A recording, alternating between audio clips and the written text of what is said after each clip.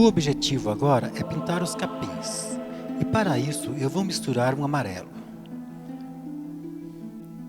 Nas partes onde o sol pega diretamente, eu vou colocar aqui um amarelo puro. Mas nas partes aonde tem as sombras, eu vou misturar este amarelo com um pouquinho de vermelho e um pouquinho de preto. Assim eu vou conseguir um tom meio ocre, uma cor escura. Esse escuro será, na verdade, um fundo, para que depois eu venha com o claro fazendo então os detalhes e os acabamentos. Como se trata apenas de um fundo, então pode ser pincelado de forma mais à vontade e preenche todo o espaço onde será capim. É bom também dar uma variada nos tons, deixando em alguns lugares mais claro, mais avermelhado, mais esverdeado, mas o importante é que seja escuro essa primeira camada. Vai pincelando e cobrindo todo o espaço aonde você pretende deixar o capim. Você pode observar que eu estou pincelando à vontade e deixando manchado. Em alguns lugares eu vou escurecer ainda mais para representar o terreno com todos os seus relevos.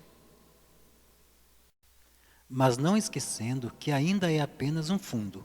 Então as pinceladas podem ser feitas de maneira mais à vontade e solta.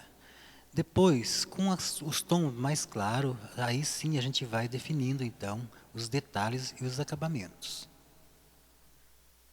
Não se esqueça também de um outro detalhe que deve ser considerado.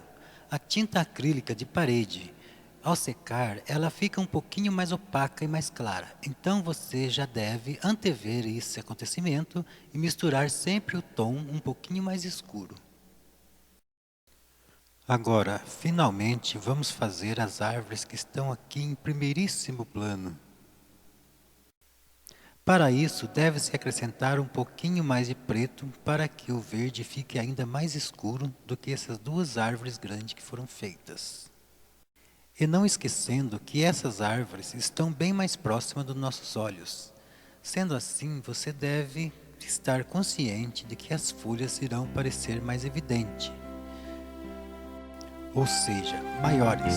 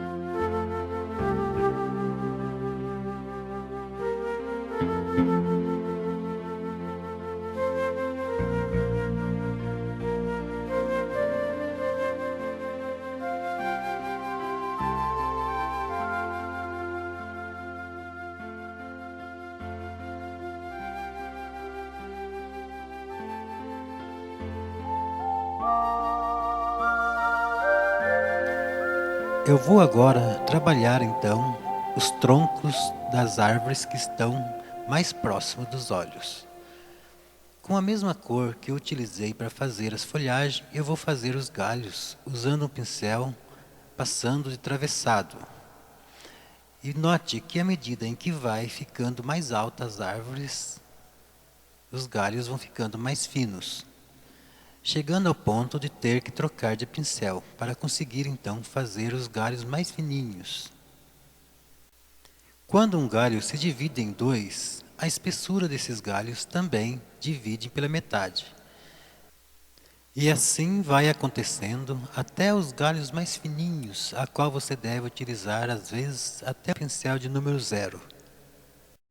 E como eu sempre digo, o peso das folhagens vai arcar o galho para baixo. Então, mesmo que aqui você não esteja ainda fazendo as folhas, você já deve antever esse acontecimento. Já deve fazer os galhos pendendo, inclinando para baixo. E depois vir com o pincel trabalhando as folhas em cima dos galhos. Não vai batendo o pincel sem rumo, tem que ser nos galhos, aonde você idealizou. Por isso é importante fazer até mesmo os galhos mais fininhos, mesmo que eles fiquem depois escondidos por trás das folhagens. Trabalhando dessa maneira, você vai conseguir representar na pintura uma situação muito parecida com o natural. Lembrando que eu estou ainda trabalhando somente os fundos. Depois eu vou voltar detalhando, fazendo as luzes, definindo as luzes e as sombras. Para que você consiga representar as folhas de maneira bem natural, é importante que você deixe a tinta um pouco diluída e venha apenas tocando o pincel desfiado sobre a tela. E não se deve cobrir todo o céu, deve deixar algumas frestas para que possamos perceber que existe alguma coisa atrás. É sempre bom que você observe a natureza ao vivo. Esteja sempre olhando, observando os galhos, as folhas, etc. Só assim você vai conseguir representar a natureza de maneira bem agradável, bem parecida com a realidade.